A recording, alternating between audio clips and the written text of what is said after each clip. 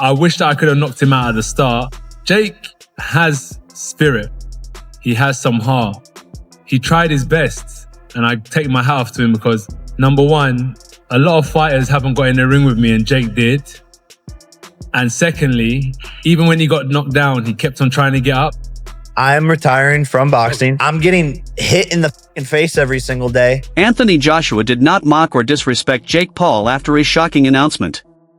When Jake revealed he is stepping away from boxing after a brutal knockout that broke his jaw, Joshua reacted with respect. AJ praised Jake's courage and fighting spirit. He said stepping into the ring takes heart, especially for someone who did not grow up as a boxer. Joshua explained that criticism is part of boxing, but real respect starts with having the bravery to try. In his view, Jake earned that respect. In the ring at 100 miles an hour. There's two things I would have done. Tried to shut Jake down at 100 miles an hour, or I would have gone on the back foot. So Jake decided to move around the ring, and I decided to put the pressure on. What I could have done better is a lot of things. 100%. In the fight game, you've seen the amazing fighters that have graced us over the last 100 years, and the expectations that we put on ourselves are immense, but I tried my best. Jake done well while it lasted, but if you remember what I said in the interview with Cameron is, fighting's not just physical, it's psychological. And when you understand the psychological warfare, I did say to you is that, Jake, what's going to happen? I'm going to see a time when I'm going to take your soul and you're either going to give up or you're going to get knocked out. And unless you have that instinct, you just will never be a good fighter. So I wish that I could have knocked him out at the start. But as we saw tonight, Jake has... Eddie Hearn stood by his earlier warning but spoke more seriously after the fight.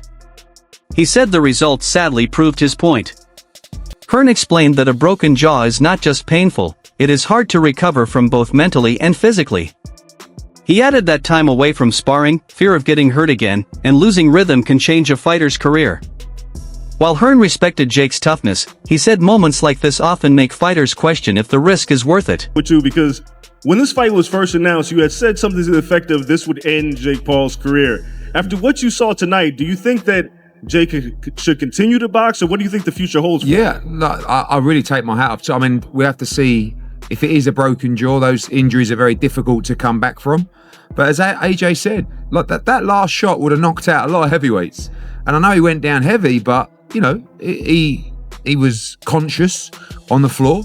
And I thought his game plan, although obviously very negative early on, which it had to be, was smart at times. And there were times where he held his feet and let his hands go. You know, it was a very one-sided fight. It was always going to be a one-sided fight. But you can't give him anything but credit and respect. There's a lot of negative people out there. There's a lot of people who want to criticize people. They're not doing what Jake Paul's done. He just went in with Anthony Joshua and gave it his best shot. Took a lot of punishment and ended the fight. Jake Paul's strategy against Anthony Joshua focused on movement and speed.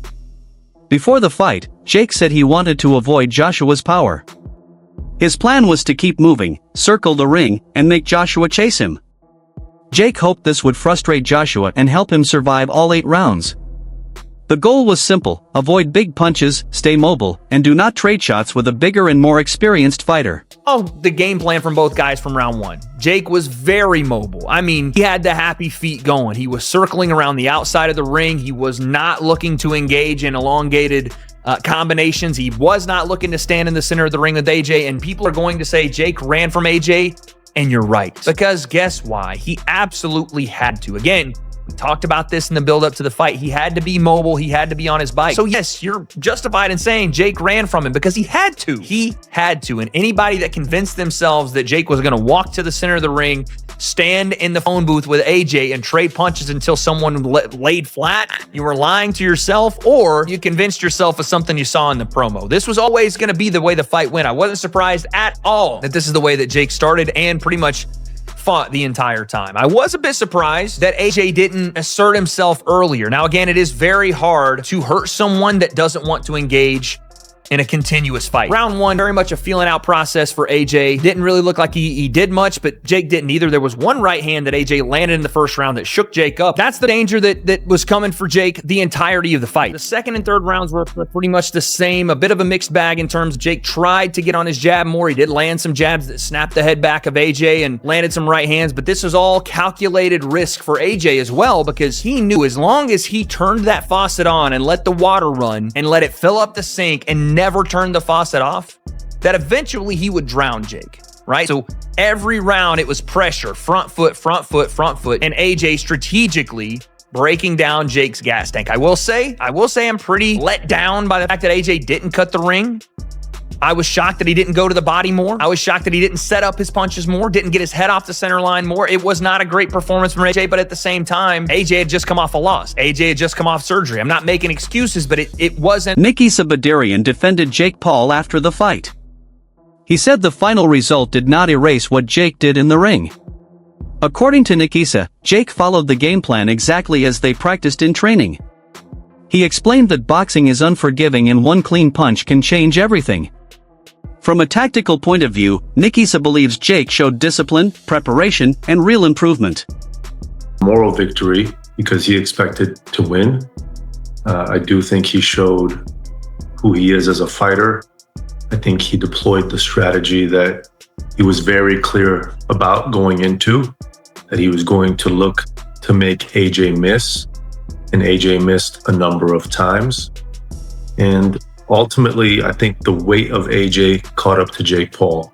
If you look at the first 3 rounds, AJ wasn't really able to touch him. But when AJ was in a clinch with him a couple of times, pushed down on the back of his neck, pushed down on the back of his head, got him to the ground. There was a few times where Jake looked like he was going for a takedown. Again, that was Jake trying to engage in the clinch, and AJ smartly moved back. In one instance, I think it was the 5th round, Jake engaged for a clinch, AJ moved back and started punching down on Jake's back. So all of those things kind of deteriorated or emptied Jake's gas tank a lot earlier than I think he expected it to.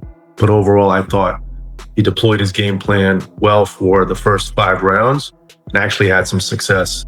He even moved AJ back a few times, 1 by just jabbing in the air, and 2, when he caught him, he moved AJ back. AJ came right back in and Nikisa also shared his emotions after the fight. He said he was heartbroken but proud of Jake.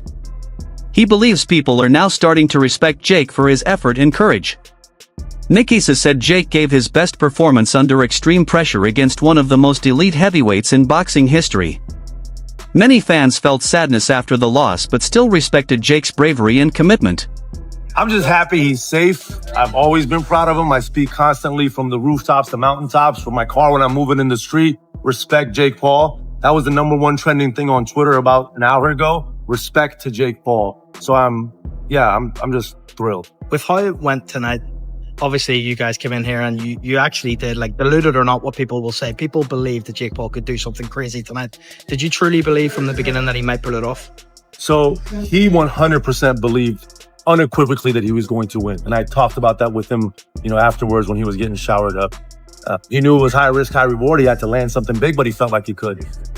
My view was it was going to be very hard, but it could happen, right? And there was moments in that fight where I was like, holy shit, this kid's getting him a little bit. So, when I spoke about no matter what happens, he won. Off that Anthony Joshua's not taking this real, and he's not putting his best performance forward. That's the issue. The issue is Anthony's like, how much you can pay me? It's on Netflix. Hold up. I can fight this guy who, when I was an amateur teenager, I fought better guys. And I have how much weight on him? I can fight him for how much money?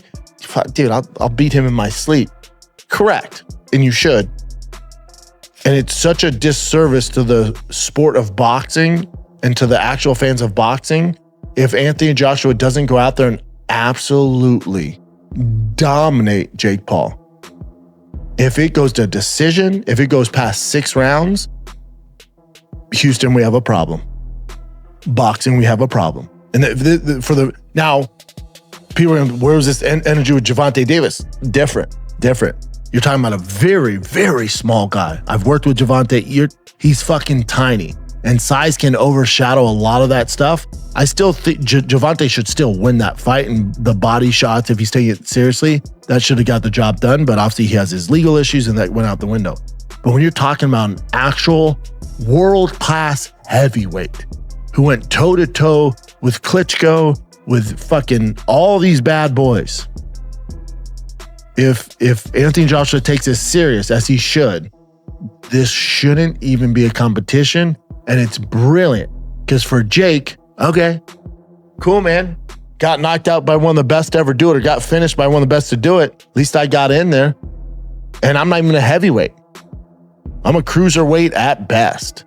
Either I'm too light in the ass for that. I should be fighting down. He's shooting